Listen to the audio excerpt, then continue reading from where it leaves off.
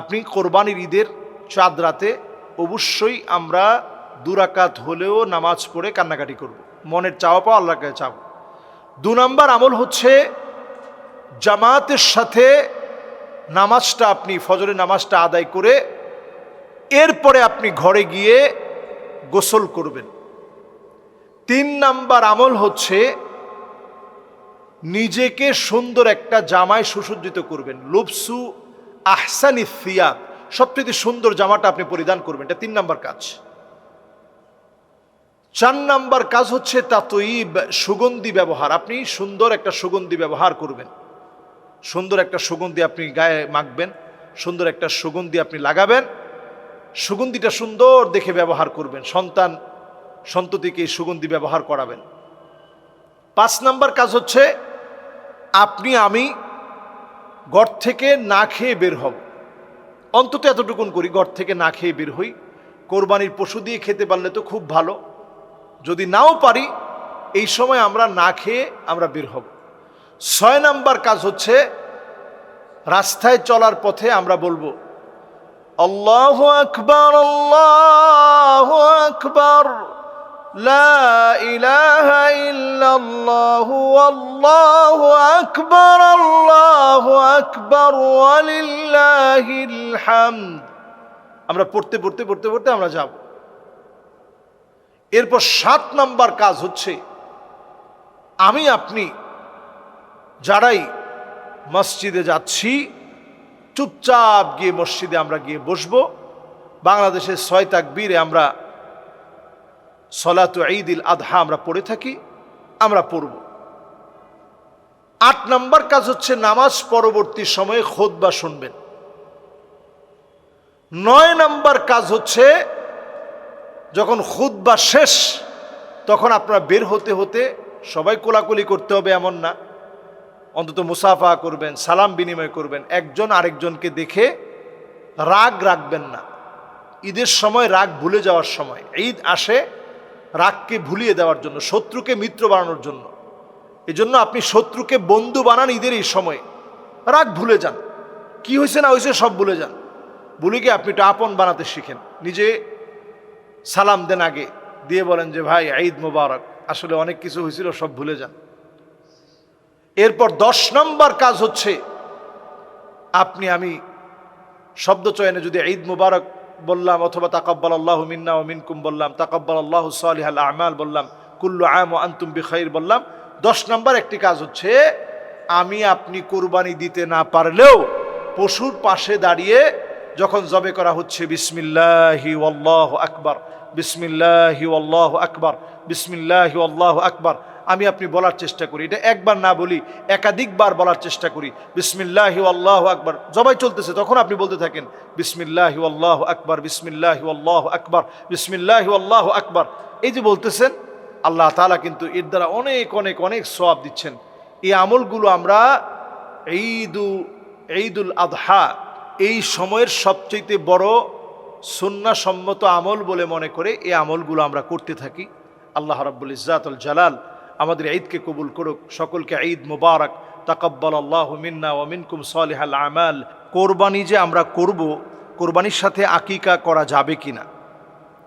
3 নম্বর প্রশ্ন হচ্ছে কোরবানি যারা যারা মিলে দিচ্ছি, 2-1 জন যদি বেনামাজি হয় একসঙ্গে কোরবানি দিলে কোরবানি হবে কিনা? 4 নম্বর প্রশ্ন হচ্ছে আমরা যারা কোরবানি করছি সেই কোরবানির গোশত দিয়ে বিবাহ শাদীর অনুষ্ঠান করা যাবে কিনা? আরও অনেকগুলো প্রশ্ন যেহেতু কোরবানি রিলেটেড, একসাথে আমরা উত্তর দিয়ে দিই। 1 নম্বর উত্তর হচ্ছে কোরবানি ওয়াজিব ওই ব্যক্তির উপরে, যাকাত যার উপরে ফরজ তার উপরেই কোরবানি আবশ্যক।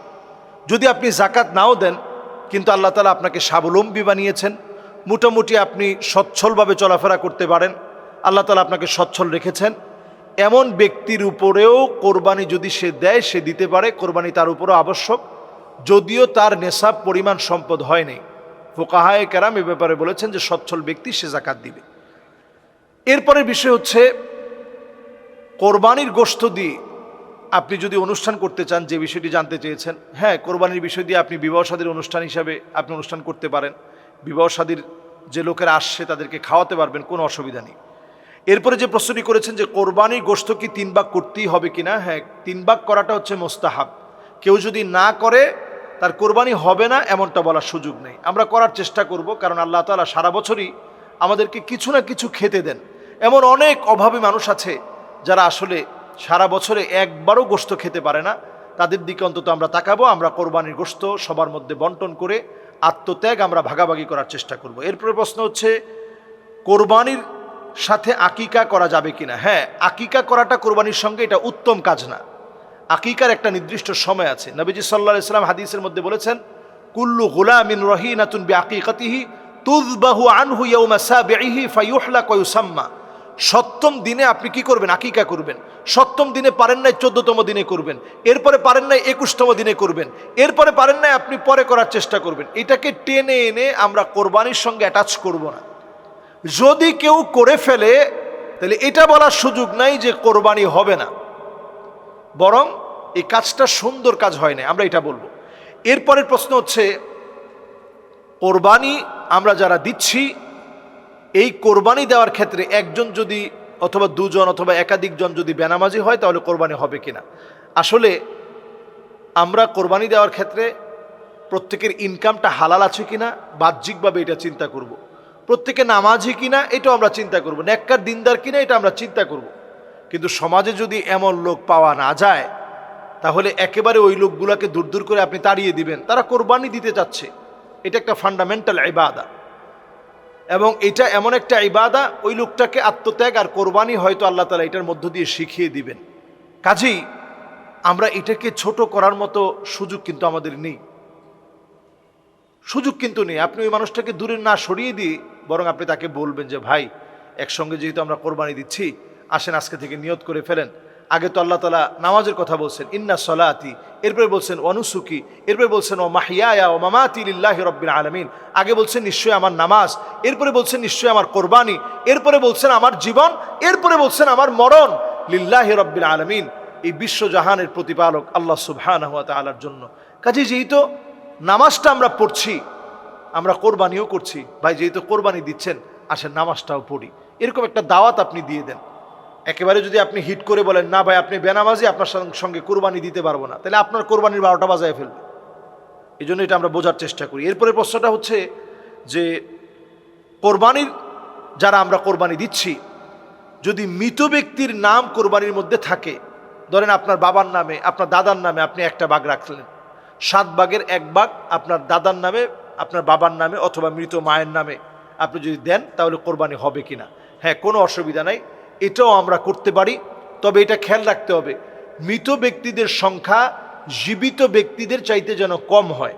আমি আবার বলছি, যেমন আপনারা 7 জনে মিলে কোরবানি দিচ্ছেন, 6 জন তারা আলহামদুলিল্লাহ জীবিত আছেন, আর 1 জন মৃত ব্যক্তির নামে আপনারা কোরবানি দিলেন। এইভাবে করে আমরা দিব। এমন যেন না হয় যে 5 জন মৃত ব্যক্তির নামে দিলেন আর 2 জন আপনি জীবিত ব্যক্তির নামে দিলেন। জীবিত ব্যক্তির নাম যেন বেশি হয়। ফোকাহায়ে কেরাম এই বিষয়টাকে প্রাধান্য দিয়েছেন। এই বিষয়গুলো খেয়াল রেখে শেষ যে প্রশ্নটা কোরবানি নিয়ে, সেটি হচ্ছে কোরবানি করার সময় আমরা প্রত্যেকেই কি বিসমিল্লাহি আল্লাহু আকবার বলবো কিনা। হ্যাঁ, আমরা প্রত্যেকেই বিসমিল্লাহি আল্লাহু আকবার অথবা বিসমিল্লাহি আল্লাহু আকবার প্রত্যেকে আমরা বলার চেষ্টা করব। আসসালামু আলাইকুম ওয়া রাহমাতুল্লাহি ওয়া বারাকাতুহু।